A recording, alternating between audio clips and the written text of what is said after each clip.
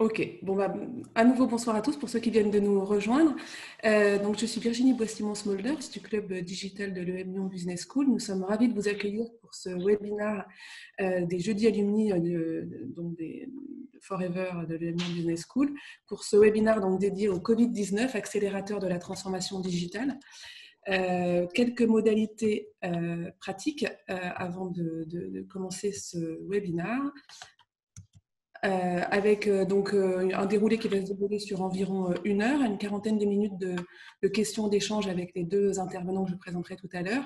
Et puis, on va essayer de se réserver une vingtaine de minutes de questions pour les questions que nous n'aurions pas pu poser les questions que vous nous auriez posées et que nous n'aurions pas pu poser pendant l'entretien en fin de séquence. Et donc, pour poser vos questions, vous avez un icône, a priori, dans votre barre de navigation en bas, Q&A, dans lequel vous pouvez poser vos questions. On vous répondra soit en ligne par écrit avec notre équipe de modérateurs, soit en live vidéo pendant ou en fin de séquence. Et puis, comme nous sommes dans le domaine du digital, n'hésitez pas à réagir sur notre compte Twitter ou même à vous abonner à notre compte Twitter EMDigiClub ou à réagir avec le hashtag EMDigiClub. Donc rapidement, le club digital, qui sommes-nous? C'est un club d'alumni diplômés, professionnels passionnés du digital, bénévoles, qui ont à cœur de partager les bonnes pratiques, les tendances et de réfléchir aux enjeux du digital et de le faire partager à toutes les communautés autour de l'EM Lyon. Donc jusqu'à présent, on a plutôt organisé des événements offline, avec notamment dans le grand amphithéâtre du campus d'Écully.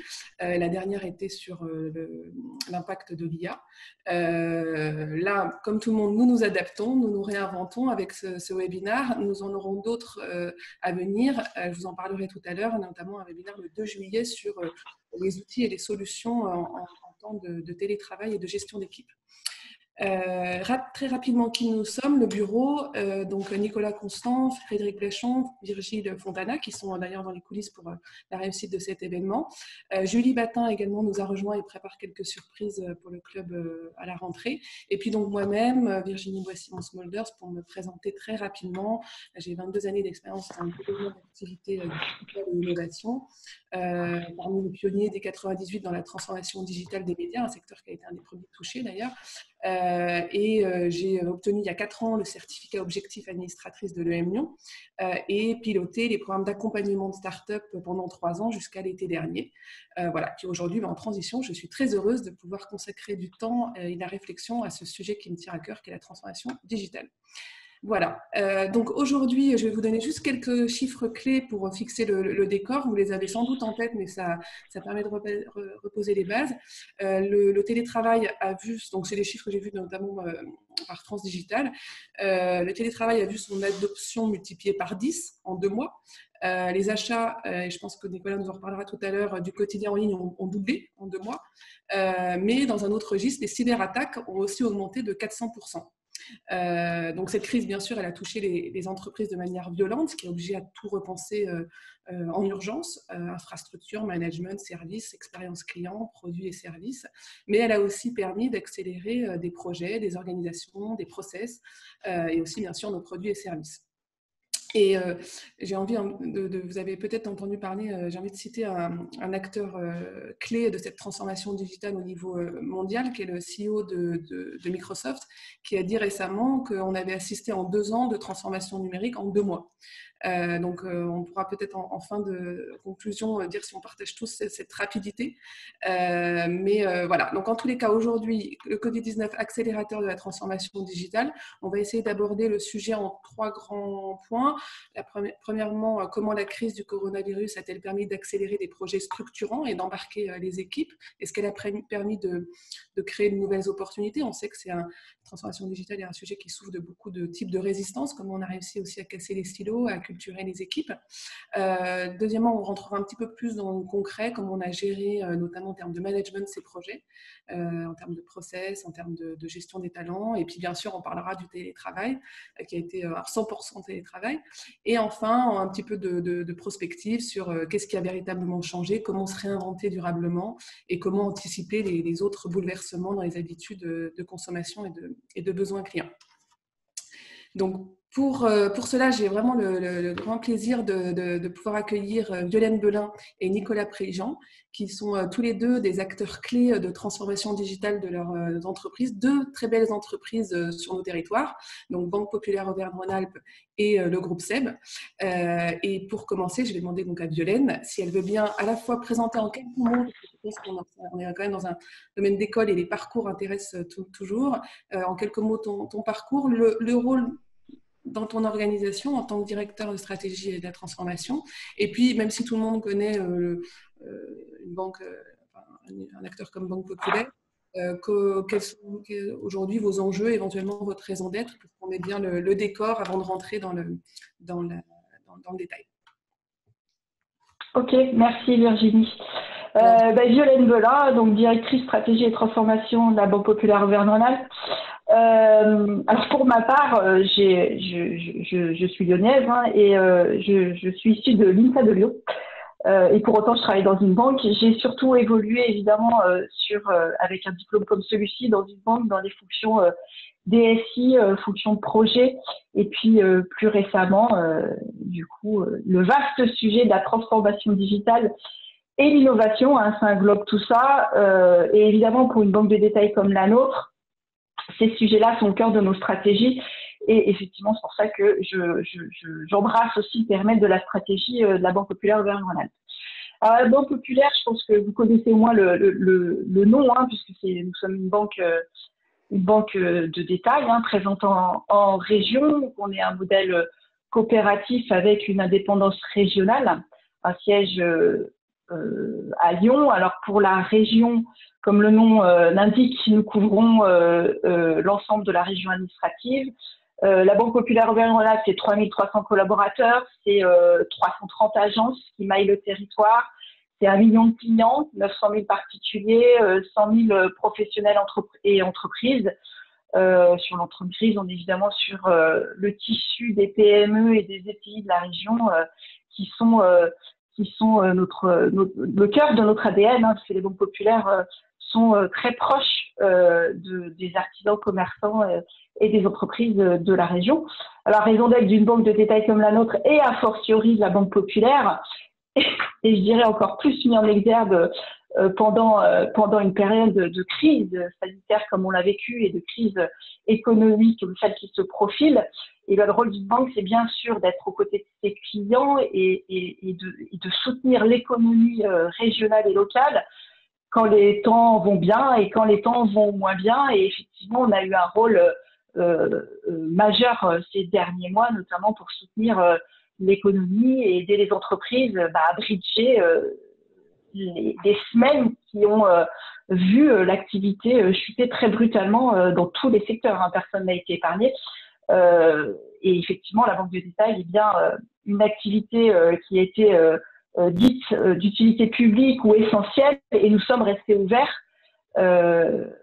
pendant tout le temps de la crise pour être présents aux côtés de nos clients. Et c'est là que la proximité et les valeurs territoriales que l'on défend à BPORA sont majeures et importantes et mises en exergue pendant cette période.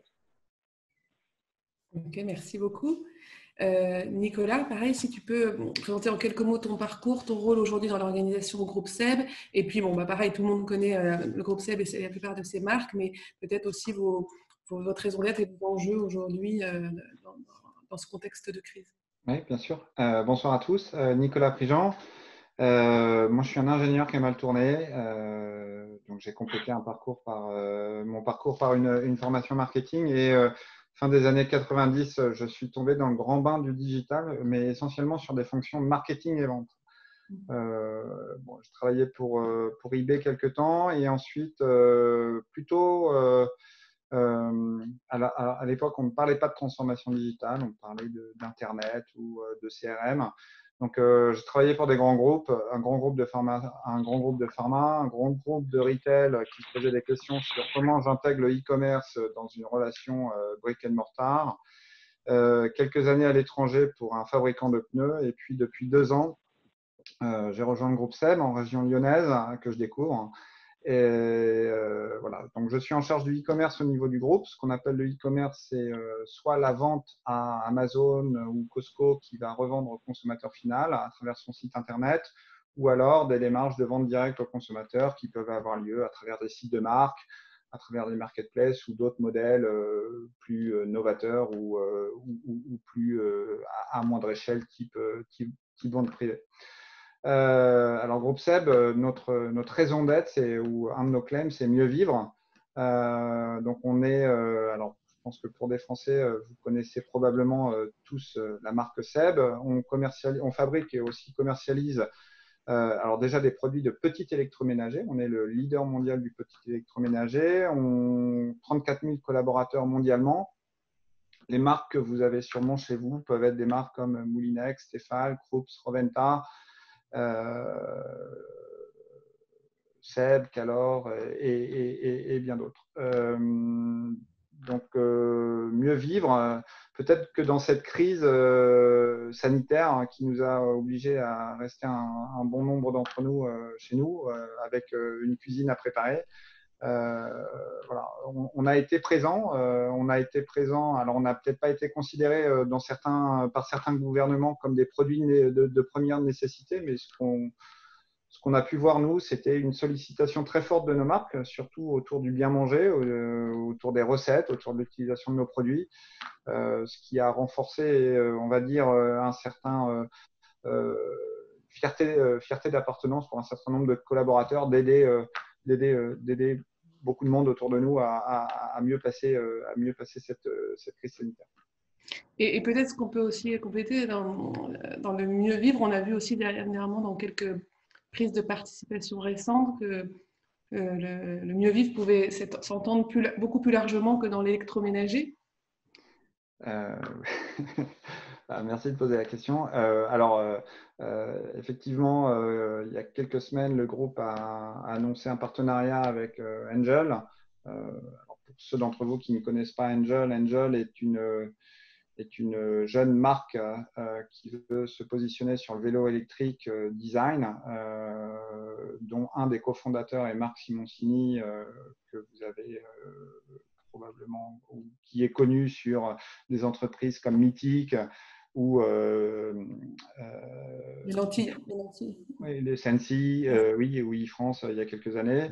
Et voilà, c'est pas forcément lié à la crise sanitaire. C'est issu d'une rencontre entre deux entrepreneurs que sont Thierry de la Tour d'Artaise et Marc Simoncini à l'automne. Un certain nombre d'intérêts et de valeurs communes qui ont fait que Groupe SEB a voulu accompagner cette aventure en mettant à disposition des capacités manufacturières d'une de nos usines, et effectivement de renforcer un peu cette idée de mieux vivre ou de nous accompagner en tant qu'individus sur des nouvelles habitudes. Ok, merci. Donc, on va rentrer un petit peu plus dans le concret. Violaine, est-ce que tu peux nous partager des projets structurants qui ont pu être accélérés pendant cette période, qui avaient peut-être un peu de résistance ou de manque de focus et qui ont pu s'accélérer pendant ces 2 mois? Oui, bien sûr. Je crois que c'est le bon terme. Hein, c'est l'accélération qu'on a vécue depuis le 17 mars. On avait effectivement, dans le cadre de tous nos sujets, modernisation, transfo digital, des sujets autour de la signature électronique, évidemment, dans une banque, des sujets qui avaient abouti, et puis un peu de réticence, on va dire, pour plein de bonnes raisons, sur la signature électronique, de tout ce qui est demande de financement, de crédit. Évidemment, 17 mars, confinement, chute brutale de l'activité pour l'ensemble des entreprises, les pouvoirs publics mettent à contribution les banques pour distribuer des crédits à taux zéro aux entreprises, notamment qui du coup ont besoin de trésor pour bridger la crise, et avec ces restrictions sanitaires de déplacement, face à face, etc., difficulté du coup à envisager le mode de distribution habituel qui est envoi papier, signature papier, etc. Donc, évidemment, des projets qu'on avait dans le pipe depuis plusieurs mois. Hein. C'est des sujets un peu lourds avec des sujets compliance, sécurité informatique et tout ce qu'on imagine. Une semaine après le début du confinement, on a débloqué tout ce qu'il y avait à débloquer et les 15 000 prêts qu'on a signés dans la région et les 2 milliards, quasiment 2 milliards qu'on a distribués dans la région ont été faits en quelques jours grâce à la signature électronique et aux parcours digitaux qu'on avait pu mettre en place. Alors c'est une vraie accélération, on a pas fait ça en 5 jours, hein. C'est des choses qu'on avait dans les tuyaux et puis les projets comme on connaît, avec tous les comités et des instances de validation nécessaires pour ce type de points, voilà, c'est ce qu'on a réussi à faire. C'est vrai qu'il y a eu au-delà de la prouesse techno, je vais dire, c'est surtout comment cette solidarité qu'il y a eu de l'entreprise, des collaborateurs de l'entreprise vis-à-vis des clients et du coup tous les sens, quoi. Là où on pouvait avoir des barrières jusqu'à présent, tout s'est levé d'un coup. Oui, parce qu'il y a dans le rage de la crise, quoi. Voilà, donc oui, c'est clair, ça a accéléré certaines choses. Alors, ça a suspendu d'autres projets, mais c'est sûr qu'il y a certains projets qui ont été largement accélérés, quoi. Vraiment, vitesse lumière, on est…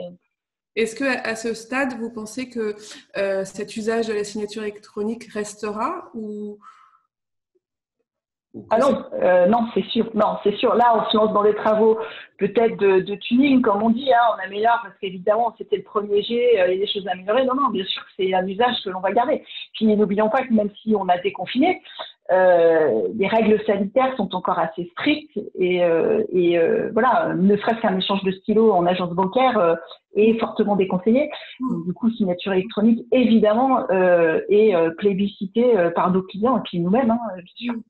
Alors, ça fait le lien aussi à un autre type d'accélération que j'imagine que vous avez pu constater avec le développement de l'usage de banque en ligne, aussi bien sur les clients particuliers que professionnels. Enfin, peut-être qu'il y avait d'ailleurs des différences d'usage. Oui, c'est sûr. Alors, ça, c'est vrai que les banques se sont lancées dans une vague de transfo digital, notamment sur leurs applications en ligne, banque au quotidien, il y a déjà quelques années. Donc, ça, c'est vrai que c'était… les outils étaient à niveau, hein, là, il n'y avait pas de sujet, mais c'est vrai qu'on a un peu de peine avec l'usage. On n'est pas encore, 100% de nos clients utilisent les applications en ligne bancaires. Et évidemment, crise sanitaire, on a vu nos rendez-vous physiques baisser de 85 à 90%, logique, même si nos agences sont restées ouvertes pour justement accompagner nos clients dans la difficulté. C'est évident que la fréquentation en agence a chuté drastiquement. Et on a vu l'utilisation de nos applications exploser. Nos CRC en assistance client ont explosé d'appels aussi, justement, pour les premières connexions et l'accompagnement de nos clients sur ces sujets-là. Mais oui, ça, c'est sûr qu'en termes d'adoption des usages, on a vraiment cranté. Et je ne parle pas de la partie collaborateur, mais on a le corollaire côté collaborateur pour tout ce qui est outils internes. Hein, mais je pense qu'on en parlera après sur tout le télétravail et les adoptions des outils type Teams, Office et compagnie. Ok. Nicolas, du coup, j'imagine que pareil, au groupe SEB, cette période a aussi permis d'accélérer certains projets ou certains projets même d'accompagnement de collaborateurs. Alors, accélérer, c'est le mot qui va bien. En fait, on a même essayé de quantifier cette accélération ou le temps qu'on a, l'espace-temps dans lequel on est passé. Sur le domaine sur lequel je travaille, donc les ventes en ligne, sur la pénétration du e-commerce dans nos ventes, ce que l'on dit globalement quand je parle avec tous mes collègues des différents marchés, c'est qu'on a gagné 2 ans en fait. Hein. Donc, gagner 2 ans, ça veut dire qu'il y a un certain nombre de sujets en fait qui étaient déjà lancés, sur lesquels des équipes étaient constituées, une excellence opérationnelle, une pratique existait dans l'entreprise. Et quand vous avez 70% de la population mondiale qui se retrouve chez soi, où Internet est l'élément clé pour vivre, socialiser ou faire du shopping, évidemment, ce que je disais tout à l'heure, on a voulu bien évidemment maintenir un certain nombre de nos ventes. On a voulu être présent et répondre à un certain nombre d'attentes consommateurs. Et donc, effectivement, les équipes e-commerce, quelles qu'elles soient, et les équipes au sens large, hein, donc qu'elles concernent du domaine du marketing, des ventes, de la logistique ou de l'IT, ont dû être sur le pont. Donc ça, c'est la première, le premier point sur l'accélération. Je vais parler d'un mode projet puisque vous m'interrogez sur la pratique projet. En fait, effectivement, on avait un certain nombre de projets, typiquement la mise à disposition ou la vente en ligne directement au consommateur pour compléter notre offre de distribution. Et, et donc en mode projet, en distanciel, à travers des outils numériques comme celui qu'on utilise ce soir. Donc effectivement, c'est une mise en accélération de certains modes de fonctionnement.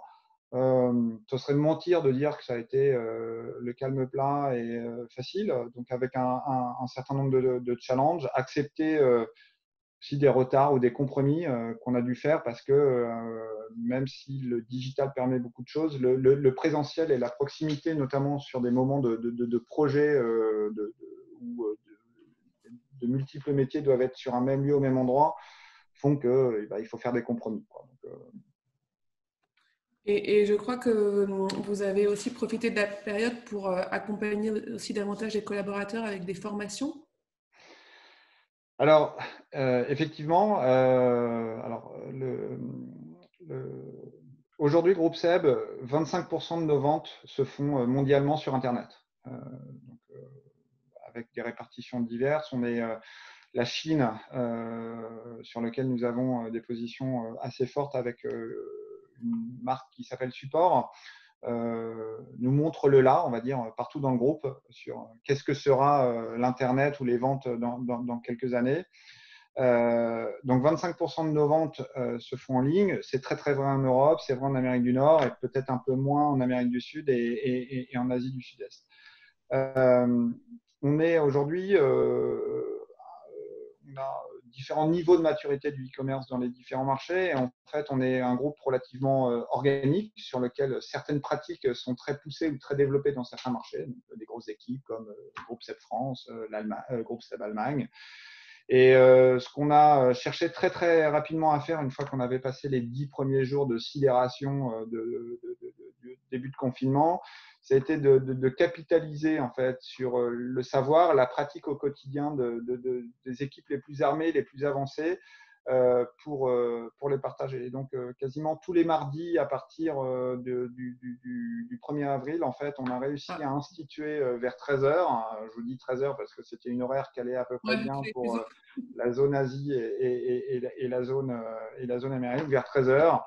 Une centaine de personnes se retrouvaient en fait pour écouter la pratique de l'un ou certains de nos partenaires stratégiques qui peuvent être des GAFA, qui peuvent être des vendeurs ou des sociétés éditrices de logiciels qui nous sont utiles dans le management du e-commerce. Exploiter certaines de nos données, nous donner des insights supplémentaires pour mieux servir nos clients et puis aussi un point important, hein, les magasins étaient fermés, donc on a essayé autant que possible de maintenir un certain niveau d'affaires pendant cette période.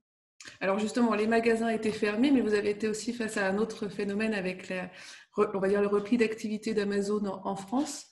En parallèle à une forte activité de e-commerce. Comment ça a dû être une période particulièrement compliquée à gérer? Alors, c'est plus facile à dire aujourd'hui qu'il y a quelques semaines. Amazon est effectivement un de nos canaux de distribution, un client, un partenaire dans différents marchés, notamment en France. En fait, on a pu observer différentes situations, principalement liées aux décisions gouvernementales ou autres décisions de type tribunal d'instance de Nanterre pour Amazon.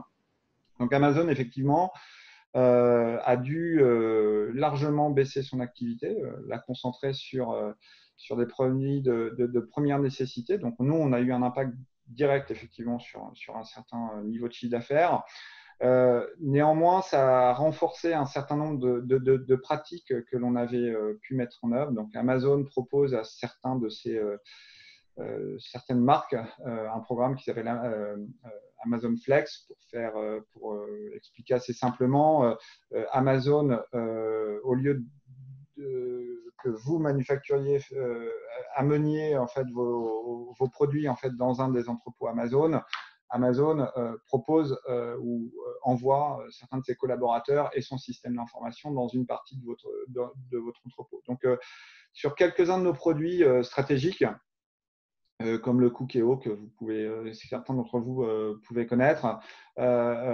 Certains de nos entrepôts, certains de nos lignes de fabrication sont équipés ou commençaient à faire de Amazon Vendor Flex et Amazon ne pouvant plus utiliser certains de ses entrepôts logistiques ou les personnes ou le personnel travaillant pour Amazon étant moindre, un certain niveau de vente a pu être maintenu, non pas en faisant des passes droits ou quoi que ce soit, mais tout simplement parce que nous étions en mesure d'assurer on va dire, entre guillemets, ce dernier kilomètre avec ce partenaire. Donc, ce qu'on en retient, c'est qu'effectivement, on a accéléré sur une pratique. Elle avait commencé, on a accéléré sur une pratique. Elle est importante pour nous aujourd'hui, demain. Je n'ai pas envie de faire le verre à moitié vide, mais si cela devait se reproduire, on sait que c'est un des moyens qui est important pour nous pour répondre à une certaine demande. Ok, merci. Donc, on l'a vu tout à l'heure, enfin, on le voit, on a eu une période à la fois de forte accélération de projets digitaux, mais aussi une forte exposition à la cybersécurité. Comment vous avez l'un et l'autre intégré ce risque dans vos projets? Alors je vais prendre Ouais. La cybersécurité, forcément, dans une banque, enfin, je ne dis pas que toutes les entreprises y sont sensibles, mais dans une banque, on est hyper sensible. Là, la crise, ce qu'elle a mis en exergue, c'est nous, du coup, on a aussi maximisé le télétravail, parce que même si nos agences sont restées ouvertes, on a instauré un peu de roulement et on a mis les gens à travailler à la maison, etc. Et rien que d'ouvrir notre système d'information à partir d'équipements personnels ou sur des systèmes à la maison, on a dû être assez agile, enfin nos équipes de sécurité ont dû être assez agiles pour renforcer la surveillance de ces équipements supplémentaires. Je vais dire, c'est un peu dans notre ADN d'être un tiers de confiance et cette sécurité-là. Je ne dis pas qu'on n'a pas subi et qu'on n'a pas toujours des progrès à faire dans ce domaine-là, c'est en permanence. Le sujet, nous, c'est plus comment accompagner nos entreprises, PME, ETI, parce que Banque Populaire, c'est un peu notre cœur de cible, dans ce domaine-là. Parce qu'effectivement, on se rend compte qu'il y a une très faible proportion d'entreprises, notamment sur ces petites entreprises, qui sont préparées à ça. Donc, c'est plus nous, en tant que conseil et experts, comment accompagner nos clients dans cette réflexion-là, et parce qu'on est un match de tiers de confiance et on est un tiers de confiance pour nos clients. Donc, c'est plus ce sujet-là. Voilà, 14% des entreprises, enfin, TPE, PME sont à un niveau, on va dire, en la matière. Donc, c'est un vrai sujet pour nos clients. Donc, c'est de la sensibilisation, c'est de la pédagogie. C'est une vraie question qu'on se pose, une leçon qu'on va tirer de la crise pour le bien de nos clients, quoi. Voilà. Donc, c'est ce sujet-là, nous, autour de la cybersécurité. Nicolas, de votre côté Alors, moi, je vais répondre en deux temps, d'un point de vue collaborateur et puis ensuite en quoi j'étais impacté. D'un point de vue collaborateur, en fait, Groupe SEB est un groupe qui permettait déjà ou sur lequel la pratique de télétravail existait bien avant cette période de confinement. Et du coup, un accès à distance d'un certain nombre d'applications d'entreprise où l'intégralité de la suite Office était bien évidemment déjà existante et sécurisée, protégée pour permettre à l'intégralité des collaborateurs de travailler à distance. Ce que j'ai vécu, moi, à partir depuis le 16 mars, c'est finalement une sensibilisation régulière ou des rappels réguliers quant à la cybersécurité, phishing et co. Ce qui peut sembler évident, mais néanmoins quand vous avez une population qui, du jour au lendemain, passe son temps sur un PC, quelques rappels sont nécessaires. La deuxième chose que j'ai pu observer en tant que collaborateur, c'est que certains applicatifs non stratégiques de l'entreprise, de type déclaration de présence, qui n'étaient accessibles qu'à travers des VPN, en fait, ont été rendus accessibles sur des protocoles sécurisés, mais sans rentrer par VPN pour décharger en fait le réseau d'entreprise sur les conversations stratégiques. Et voilà. Maintenant sur le e-commerce proprement dit, en fait, un de nos axes de développement est donc la vente en ligne directement à travers certains de nos sites internet. On a décidé stratégiquement de maintenir le lancement de 10 sites pendant cette période de confinement mondial. Et sur le processus de validation sur lequel je suis, on va dire, partie prenante pour dire oui ou non, on y va dans telle ou telle région du monde, on a fait preuve de souplesse en fait sur certains processus qui pouvaient se régler ou se fortifier en sortie de crise. Par contre, certains étaient, on va dire, non discutables et donc la cybersécurité en faisait partie. Donc, on a mis en ligne une dizaine de sites internet marchands, donc sur lesquels la donnée sensible est importante, et on a mis en branle les batteries de tests nécessaires pour éviter toute problématique qu'un groupe, que tout e-commerçant peut avoir. Okay, merci. On a une question, on a déjà quelques questions, Violaine, et notamment une pour toi, de Geoffroy Nagelan, excusez-moi si j'écorche le nom, qui mentionne que DocuSign est un outil de signature électronique qui est en place dans de nombreuses entreprises depuis longtemps, et il se demande quelles sont les barrières pour que dans une banque ça soit aussi long à mettre en place. Quels sont les types de barrières qu'on peut rencontrer? Au-delà des sujets de compliance, il y a des vrais sujets. Alors, la signature électronique, il y a DocuSign, il y en a plein, hein, et d'ailleurs, on utilise plusieurs. Hein. Ce qui est bizarre, c'est que dans ces phases, périodes où on est agile, on utilise plusieurs solutions, parce qu'il y a pas mal de startups aussi qui se positionnent là-dessus. Non, sur le crédit, en fait, c'est pas juste une problématique de signature. Quand on signe un crédit, on a aussi du manuscrit sur des mentions, on a des cases à cocher, des choses comme ça.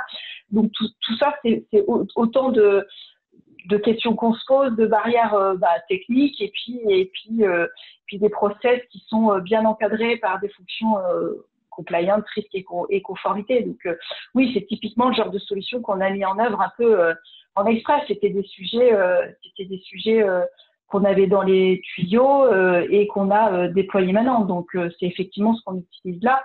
Et c'est vrai qu'on a eu une réflexion très client, très axée client, hein, signature électronique pour nos clients. Et par contre, ce que nous a révélé la crise, avec ce qu'a dit Nicolas, hein, le volet collaborateur et les habitudes de travail qui se sont modifiées, DocuSign, c'est aussi des solutions qu'on va utiliser pour nos process internes, nos process de validation interne, la relation fournisseur-client, oui, dans la relation achat ou ces sujets-là. Donc, c'est des solutions qu'on utilise. Après, c'est le métier de banquier avec la gestion de risque où on a plutôt des sécurités et des conformités à bien aborder avant de pouvoir mettre en production, on va dire, les solutions qui sont techniquement pas si compliquées que ça. Ok. Alors, on va rentrer du coup dans la partie un petit peu encore plus concrète sur l'impact en termes d'organisation. On a déjà parlé de télétravail, mais est-ce que cette crise a permis de casser les fameux silos qui sont souvent symboles de résistance pour toute transformation? Est-ce qu'elle a impacté sur votre style de management avec, comme on disait tout à l'heure, un télétravail qui était pas seulement juste un télétravail, mais un télétravail à 100%? Est-ce que vous pouvez nous partager un peu votre expérience sur ces thèmes-là? Nicolas, si tu es prêt. Est-ce que ça casse certains silos?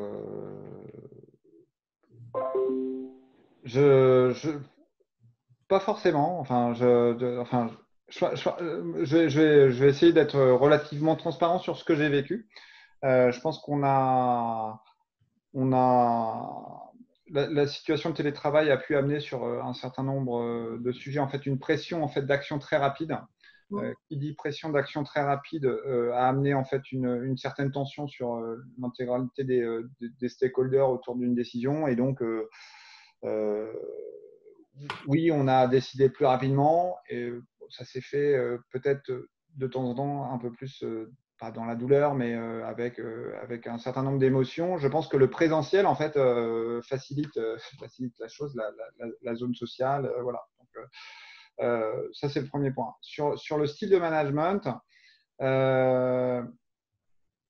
j'ai eu deux périodes, ce que j'ai eu l'occasion de partager avec vous, Virginie et Violaine. J'ai eu deux périodes. J'ai eu une première période où effectivement,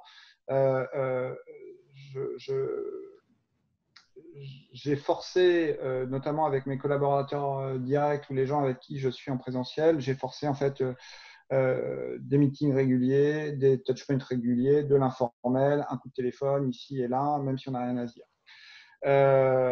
Et voilà, et c'était nécessaire, je pense, tant pour les équipiers que pour moi, pour être très honnête.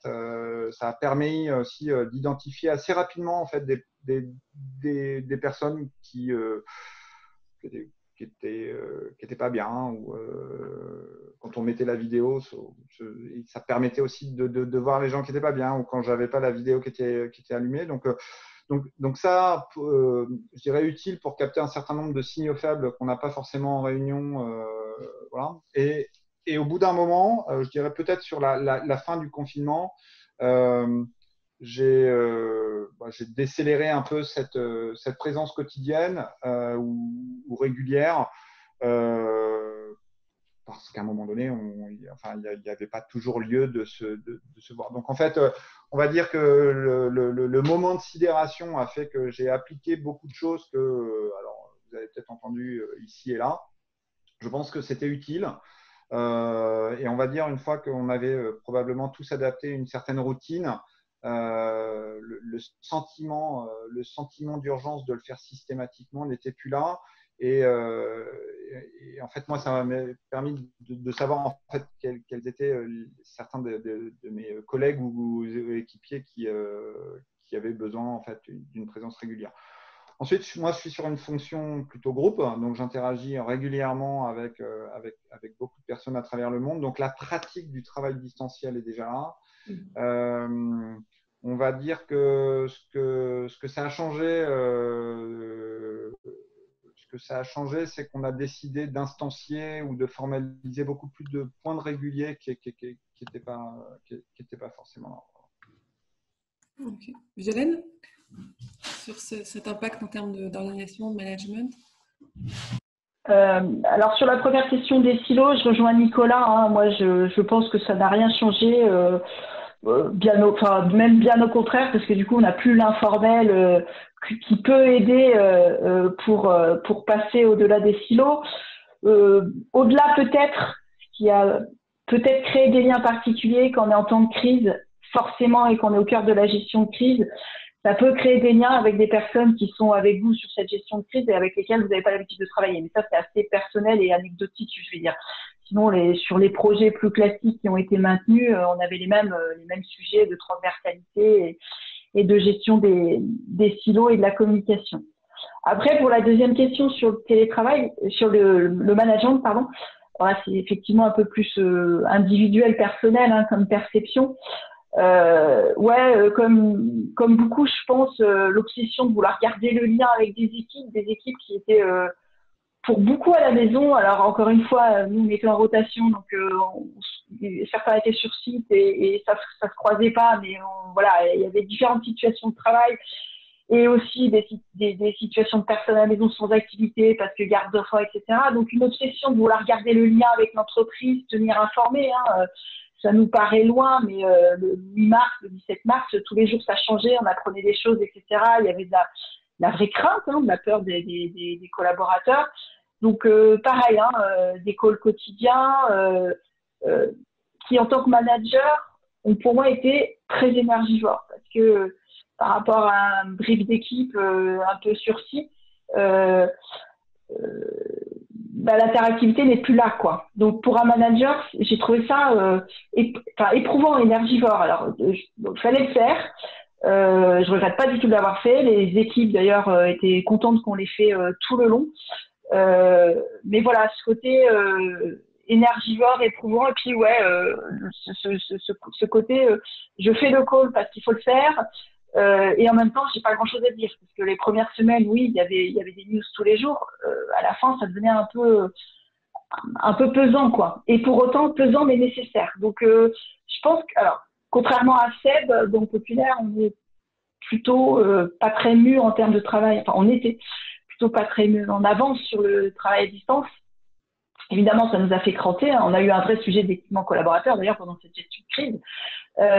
Donc, ça nous a fait cranter et je pense que la posture managériale et la cohésion d'équipe, ça, c'est un sujet RH, effectivement, que l'on va ouvrir là parce qu'on se rend compte que c'est pas si simple que ça. Ça s'improvise pas. Effectivement, il faut détecter, comme le disait Nicolas, les collaborateurs qui sont à l'aise avec, d'autres qui le sont moins et qu'il faut un peu plus rattraper. Voilà, et nos managers n'avaient pas l'expérience ni le vécu. Et effectivement, je pense que c'est un vrai sujet RH à adresser maintenant, quoi, pour nous en tout cas. Sachant que ce que tu nous disais en préambule, en préparation, c'est que vous étiez aussi en plus en plein déploiement d'une nouvelle solution IT. Ouais. Puisque du coup, on était en plein déploiement d'Office 365 avec Teams, donc évidemment hyper plébiscité. Les problématiques du déploiement des licences, qui est une problématique technique, mais surtout d'accompagnement du changement des collaborateurs. Donc, mobilisation express d'une task force qui n'était pas forcément formée à ça pour accompagner nos collaborateurs pour pouvoir fonctionner. Donc là, c'est clair, ça a été un effet booster. Je pense qu'on n'a jamais réussi une conduite du changement aussi rapidement que ça sur un outil aussi structurant. Donc ça a été une vraie opportunité. Mais oui, ça nous a beaucoup aidé. Hein. On n'aurait pas eu ça, c'est vrai que ça aurait été très très compliqué. Très très compliqué. Il ne fallait pas que ça arrive 3 mois plus tôt, quoi. Et côté groupe SEB, j'imagine qu'aussi il y a eu un sujet d'appropriation de nouveaux outils, de nouvelles solutions. Oui, peut-être juste en rebond sur ce que vient de dire Violaine, je pense que c'est aussi vis-à-vis d'un COMEX en fait, hein, qui a dû apprendre à travailler dans des conditions complètement nouvelles et prendre des décisions stratégiques d'entreprise sans présentiel à travers un Skype ou un Teams. Je pense que voilà, à noter que je pense comme beaucoup d'entreprises, probablement à tout niveau de l'organisation, un vrai change management et notamment des nouvelles façons de travailler. Juste sur l'outil collaboratif en tant que tel, on était, et pour rebondir une deuxième fois sur les propos de Violaine,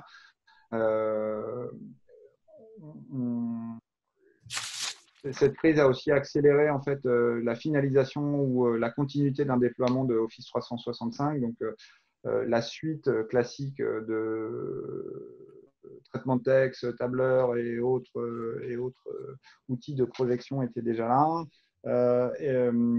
Skype était déjà utilisé et voilà. Et en fait, assez rapidement, puisque du jour au lendemain, en fait, 2000 collaborateurs se sont mis en VPN sur Skype le lundi matin à 10h. On a eu quelques petits problèmes d'infrastructure.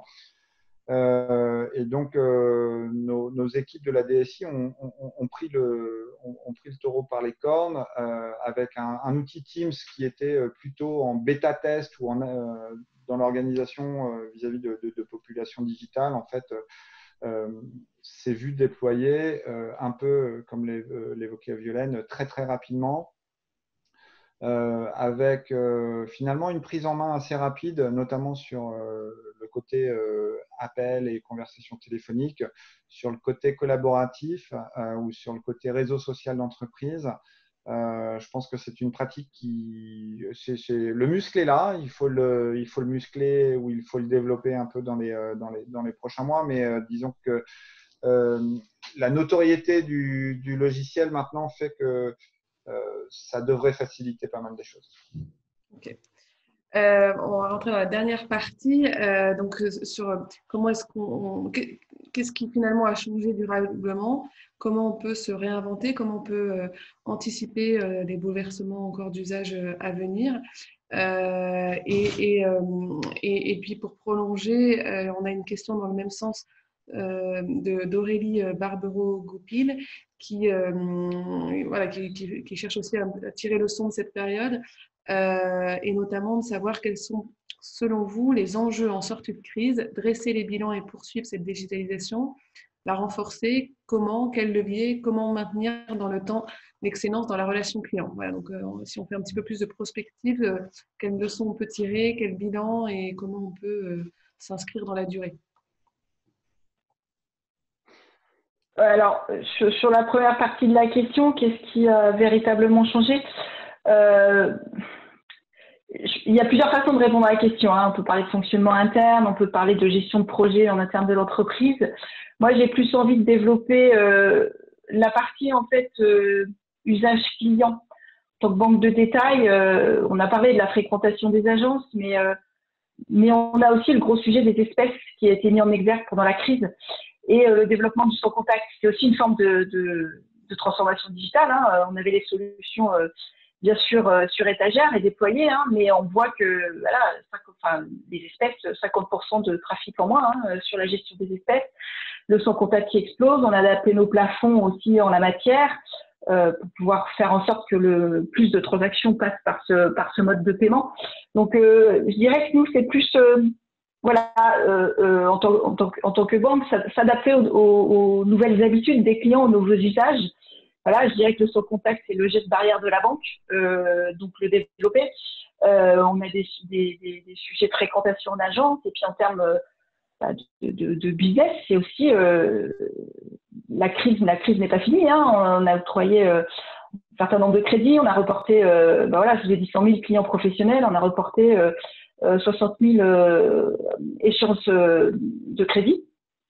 Donc ça, on a aidé les entreprises à passer un peu le gros de la crise, mais nous, on a un peu repoussé le mur avec nos entreprises et c'est de préparer la sortie de crise avec nos entreprises, nos clients professionnels et d'être en proactivité avec eux, en vrai conseil.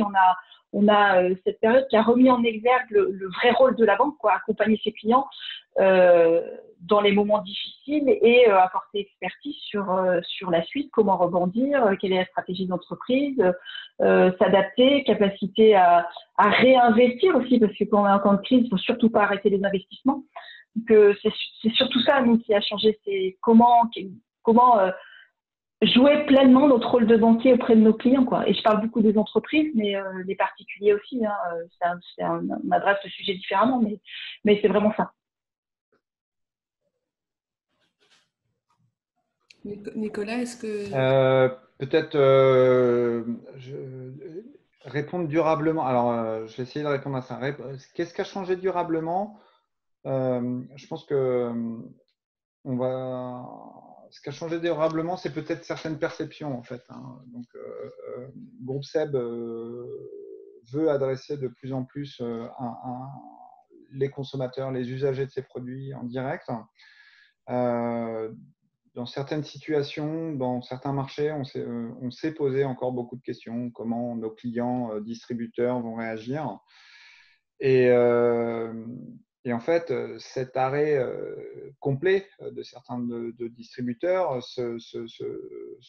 situation dans laquelle Amazon France s'est trouvée est finalement d'un côté. D'autre part, un trafic sur nos sites internet qui a été alors 70% en plus de trafic sur la période, avec des pointes à 200% dans certains marchés, fait qu'effectivement, on avait un devoir de réponse à un certain nombre de clients et un certain nombre de nos consommateurs voulaient absolument acheter un certain nombre de produits.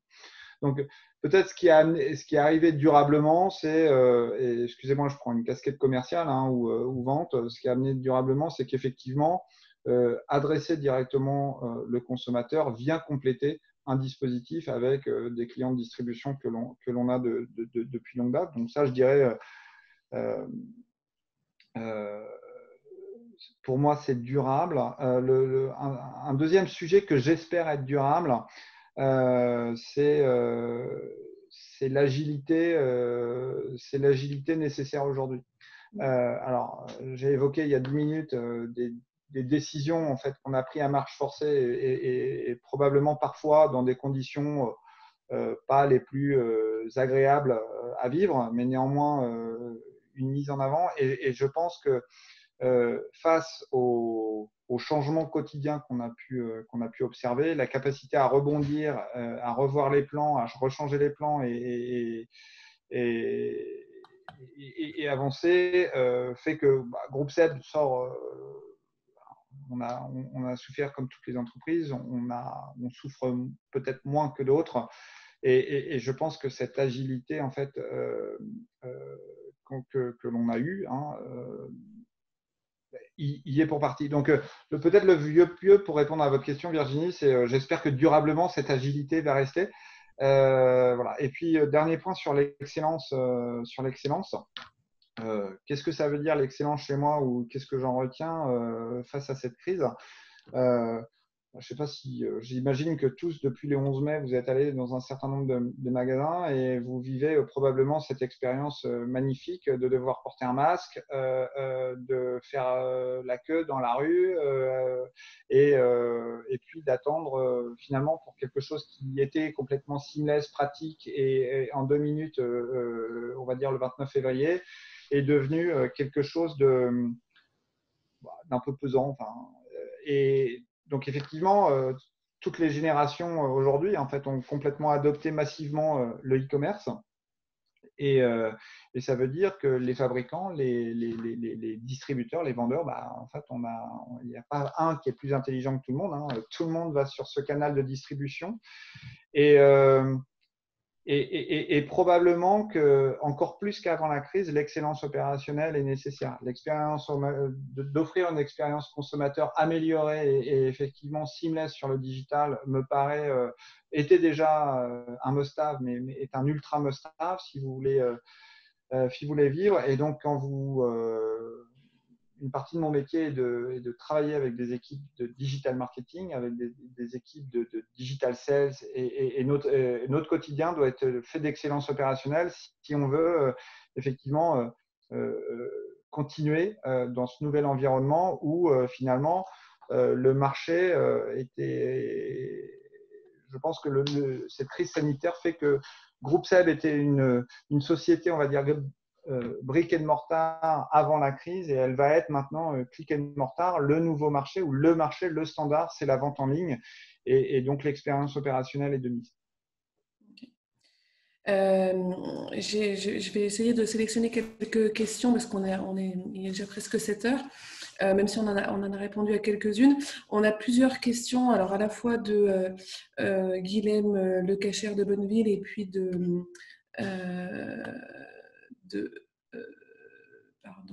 Philippe Guggen, qui sont, j'ai essayé de les résumer, de les regrouper autour de la manière dont ça a pu changer vos décisions d'achat ou vos relations avec vos prestataires, prestataires ou fournisseurs, et dans quelle mesure le fait d'être tous les deux dans des belles enseignes françaises, le choix de travailler, privilégier des acteurs français peut jouer en cette période de difficulté. Voilà, j'ai essayé de résumer, de synthétiser les questions. Je peux prendre une première partie de la réponse. J'ai notamment lu la question sur laquelle, oui, on est une entreprise française. Effectivement, Groupe SEB utilise Teams, Skype. Alors Zoom, je l'ai utilisé personnellement, mais le Groupe SEB n'est pas client de cette solution. Est-ce que néanmoins ça nous fait une dépendance à l'égard des géants américains?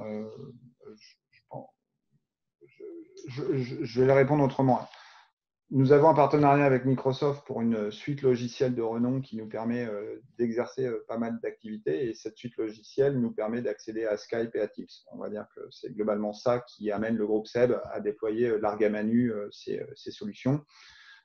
Aujourd'hui, pour beaucoup de solutions digitales, le groupe SEB, en fait, s'intéresse à toute typologie de technologie et on a beaucoup d'acteurs ou de jeunes pousses de la French Tech avec lesquels nous travaillons commercialement et d'autre part à travers le fonds SEB Alliance qui existe, sur lequel nous investissons. Donc, je pense qu'on est, on est effectivement un groupe français, fier d'être français et votre question, Virginie, tout à l'heure sur Angel démontre effectivement que c'est une des valeurs du groupe sur lesquelles on tient à cœur. Néanmoins, on est une société comme les autres et sur lesquelles on va chercher l'outil efficient et au prix qui va bien. Et la French Tech ou les outils français valent le nom. Alors maintenant, les deux solutions qui sont citées, pourquoi pas? Je pense qu'il faut juste les adresser aux bons interlocuteurs du groupe. Je crois que de toute façon, on était dans une période qui était relativement encadrée aussi dans les relations, en tout cas avec les fournisseurs. Non, je ne m'entends pas. Le micro est coupé. Ah si, ça y est. Je réouvrais le micro. Oui, alors la question c'est est-ce que ça modifiait vos manières de décider et de choisir dans vos relations clients-fournisseurs? Non, je pense que la crise, pas forcément. Alors, oui, encore une fois, comme SEB, on est un groupe français et Banque Populaire Bernardin, entreprise régionale, donc on a un fort ancrage régional et la proximité fait partie de nos valeurs. Donc, on a toujours eu cette sensibilité de privilégier le régional, le local, voire même souvent nos clients, faire travailler nos clients. Après, quand on a des outils, voilà, effectivement, j'ai parlé d'Office tout à l'heure, des outils Microsoft qui sont efficients pour nos modes de travail, et ben on se dirige vers les outils efficients, mais la crise n'a pas changé cette approche-là pour une entreprise comme la nôtre qui a un fort ancrage de toute façon régional. Après, des acteurs plus petits en termes d'informatique, je dirais que c'est plus lié à la dynamique d'innovation. Quand on parle de French Tech, des startups, c'est plus dans cette dynamique-là qu'on privilégie effectivement l'écosystème régional dans lequel on est plus facilement ancré que d'autres. Mais ça n'a pas le Covid et la crise n'ont pas fondamentalement changé quoi que ce soit sur cette approche-là. Enfin, en tout cas, dans une entreprise comme la nôtre. Ok, merci. Je passe à une autre question, complètement un autre sujet pour Nicolas et le groupe SEB. Le Covid a boosté les ventes e-commerce. Quel canal plateforme a eu le plus gros impact positif sur les ventes? Site SEB, Costco ou autre marketplace? Comment avez-vous adapté votre média mix? Alors, on est… donc oui, nos ventes e-commerce ont été boostées. Parce que, je dirais entre 10 et 30%, tout dépend de la région ou du marché dans lequel on va se trouver. Alors, pourquoi une telle variabilité? En fait, dans certains marchés, on a des positions fortes sur des catégories qui sont reconnues et d'autres, on a un effet catégoriel très, très fort. D'une part, petit 1 et petit 2, on a des contextes gouvernementaux qui font que des géants peuvent avoir des pieds d'argile. On évoquait tout à l'heure Amazon. Donc, j'ai pas une donc pour répondre à la question, j'ai pas une généralité. Je peux pas dire qu'Amazon ça a été fantastique partout, ça a été catastrophique partout. Juste en termes d'anecdotes, on a eu de très très bonnes surprises effectivement sur nos ventes directes aux consommateurs, sur les sites que l'on peut avoir, qui sont soit des sites de marque, soit des approches multimarques que l'on peut avoir dans certains marchés. Probablement les plus grosses surprises que j'ai eues par ailleurs ont été en Russie et en Pologne, sur lequel, en Pologne, sur une marketplace comme Allegro, en fait, qui est un équivalent d'un eBay en France, effectivement, on a eu des niveaux de vente sans précédent. Et puis, en Russie, c'est probablement le marché qui a donné le là en termes de e-commerce. Donc ça, c'est pour la première partie de la réponse. Il y a une deuxième question sur le média mix. On on a eu un COMEX qui a été assez volontariste en fait sur le maintien d'un certain nombre de budgets publicitaires et principalement digitaux. Donc, comme beaucoup d'annonceurs en fait, en début de crise en fait, un certain nombre de tout ce qui a été dépenses publicitaires a été gelé. On a décidé, ou le COMEX du groupe a décidé effectivement de maintenir, voire même d'amplifier en fait des investissements qu'on appelle de bas de funnel ou des investissements à la performance pour maintenir un certain niveau de vente. Et ça répond à ce que j'ai évoqué il y a 10 minutes.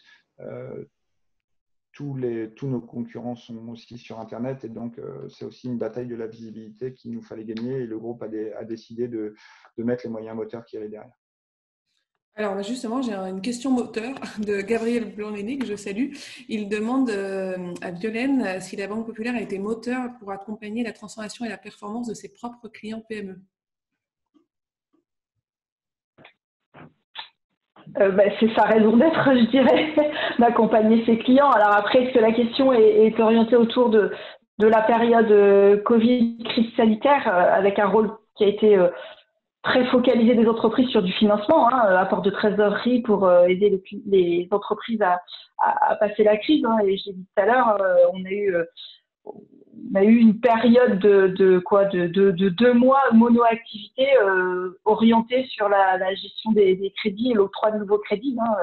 Nos chargés d'affaires ont passé la période des 6 semaines, en gros, à engranger la production de crédits qu'on fait d'habituellement en 6 mois. Donc, la prouesse humaine, elle a été là, et la prouesse économique aussi, parce que c'est des milliards qu'on a injectés sur le territoire pour aider nos clients.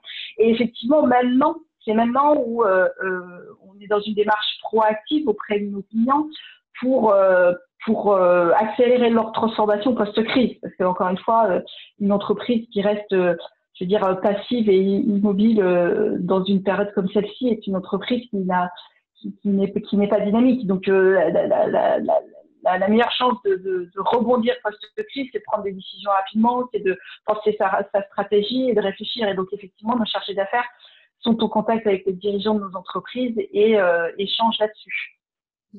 Donc, je ne sais pas si je réponds à la question, elle était assez large. Oui, je pense que ce qui en était attendu, c'est quel type d'accompagnement, mais donc c'est le chargé d'affaires qui de toute façon maintient… C'est du conseil. C'est essentiellement du conseil, de l'accompagnement et au-delà de l'accompagnement financier qui est notre raison d'être, notre cœur de métier. Alors bon, forcément, on a une question sur l'impact sur les boutiques physiques, avec la décision notamment de Zara de fermer 1200 magasins. Je pense que ça, c'est plutôt une question pour toi, Nicolas.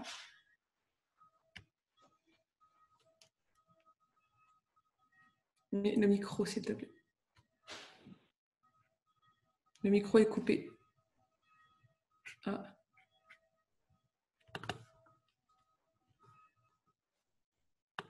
Allô? C'est bon? Oui, ça y est. Autant pour moi. Je ne suis pas sûr d'avoir entendu la question en fait, dans son intégralité. Pourrions-nous savoir quel est l'avis de nos participants quant à la transition digitale et l'impact que cela aura rapidement sur les boutiques physiques, avec l'exemple de Zara qui décide de fermer 1200 magasins? Alors, je ne vais pas avoir la prétention de savoir répondre quelles seront les enseignes de commerce physique en fait, qui vont réussir à traverser ce bouleversement qu'on a pu connaître. Juste, ce qu'on observe, et on va prendre la Chine sur laquelle le groupe SEB est développé et qui s'est déconfiné probablement 2 mois avec nous, dont 2 mois avant nous ici en Europe. Oui, le public retourne en magasin, mais c'est cette expérience un peu pénible qu'on peut connaître en France qui prévaut partout. Donc, les convictions qu'on a, c'est que le e-commerce va prendre le pas. Je vous ai évoqué 2 ans d'accélération. Dans certains marchés, on pense que c'est 10 points de pénétration supplémentaires qui vont arriver, ce qui veut dire que dans certains marchés où où le e-commerce est déjà très très fort, nos ventes online seront supérieures à nos ventes au magasin. Ça, c'est le premier point. Le deuxième point, c'est qu'on est convaincu que le magasin, en fait, a un intérêt. Le magasin n'est pas mort. Il doit amener, en fait, un certain nombre d'éléments. Donc, l'expérience, en fait, ou la capacité à accéder à un service doit être là. Et je dirais, c'est probablement dans les enseignes qui vont réussir, dans un contexte sanitaire un peu particulier, à maintenir un niveau d'expérience satisfaisant ou que cela va perdurer. Maintenant, il y a un dernier phénomène, et ça, c'est plus du domaine de l'anecdote. En fait, ce qu'on a pu observer aussi, c'est que bon nombre de magasins ou de chaînes de magasins, notamment en Asie, ont demandé à leur personnel en point de vente de faire ce qu'on appelle des live streaming sur alors, à la base des plateformes comme Tmall ou Lazada. Et en fait, ce phénomène en fait, se multiplie un petit peu partout. Je l'ai vu apparaître en Russie, mais aussi au Mexique. Et voilà, juste à titre d'anecdote, est-ce que c'est pas là aussi une nouvelle typologie d'action ou d'activité pour l'expertise qui existe en point de vente à l'égard des consommateurs, une certaine digitalisation de l'interaction client? Okay, merci. Ce que je vous propose, c'est qu'on passe aux conclusions. Il est 19h10, je ne voudrais pas vous retenir tous plus longtemps. Peut-être pour le mot de la fin. Alors, désolé pour les questions qu'on n'a pas pu répondre en vidéo, mais on essaiera d'y répondre par écrit. Et puis, spécial dédicace à Patrick Guémard qui posait une question sur les outils. On aura donc encore une fois un webinaire dédié sur ce sujet-là le 2 juillet. Donc oui, pour le mot de la fin, si vous avez chacun un mot de la fin, et puis peut-être si on doit mettre un métrique, donc on avait vu Satya Nadella qui parlait de 2 ans de transformation numérique en 2 mois. Est-ce que vous partagez cette temporalité et voilà. Peut-être Violaine, si tu veux commencer. Le micro. Ah, ou si Nicolas, tu veux en attendant. Ah voilà, Violaine. Par contre, j'ai eu un problème de son. Est-ce que tu peux, ou alors Nicolas prend la parole. Pour le mot de la fin, si vous avez un dernier mot que vous vouliez partager, et peut-être j'aimerais bien avoir votre réaction sur la temporalité de 2 ans de transformation numérique en 2 mois. Est-ce que vous avez ce métrique à peu près en tête aussi pour votre organisation? Oui, Nicolas a cité, je commence par la dernière question, a cité ce rapport 2 ans, 2 mois. On n'a pas fait l'exercice.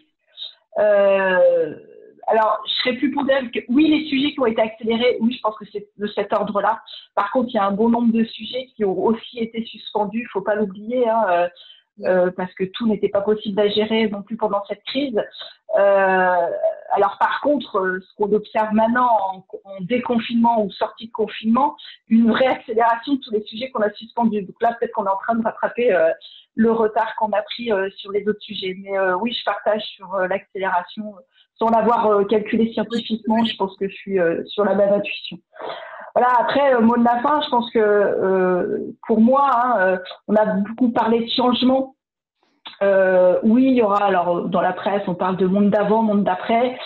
Bon, je suis pas sûre qu'on ait une rupture brutale dans tous les domaines. Hein. Par contre, oui, il y a des changements, il y a des tendances qui vont se pérenniser ou s'accélérer, mais on va pas être en rupture brutale, que ce soit dans nos modes de travail internes. Hein, voilà, le télétravail, c'était bien. Nous, on est passé de rien à beaucoup pendant le confinement, mais on avait aussi le travers du télétravail et du coup, un doux équilibre va être trouvé maintenant.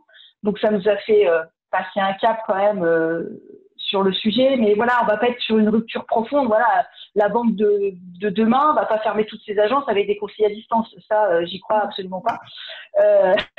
Et puis après, c'est le changement auprès des habitudes des clients. C'est plus ça. J'ai parlé du sans contact, je vous ai donné l'exemple du sans contact. Nicolas a parlé du e-commerce.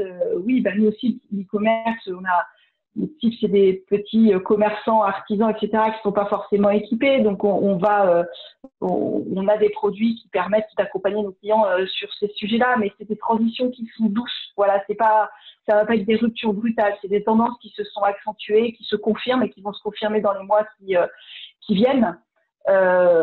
Mais voilà, moi, le mot de la fin, c'est de dire ça, c'est que c'est sur une transformation qui s'est peut-être accélérée, mais on n'est pas en rupture brutale.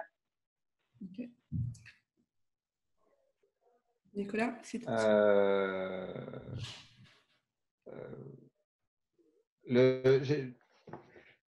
en fait, j'ai deux mots qui me viennent en tête. Le premier, c'est ce genre d'expérience, ça doit encore plus nous forcer à avoir une humilité, mais extrême, puisque rien n'est dit, rien n'est fait. Je réutilise juste l'exemple d'Amazon. Amazon en France alors effectivement omnipuissance, mais néanmoins Amazon n'a pas pu être ce que Amazon voulait être pendant ces périodes. Donc si c'est vrai pour eux, c'est vrai pour toutes nos entreprises, c'est vrai pour moi. Ça, c'est le premier point. Et peut-être le deuxième point, en fait, je vais revenir sur la thématique du sujet qui est la transformation digitale. En fait, ce que j'en retiens, moi, c'est que l'humain est au cœur de tout, en fait. L'outil, oui, on a eu Zoom, on a eu Skype et je ne sais trop quel autre.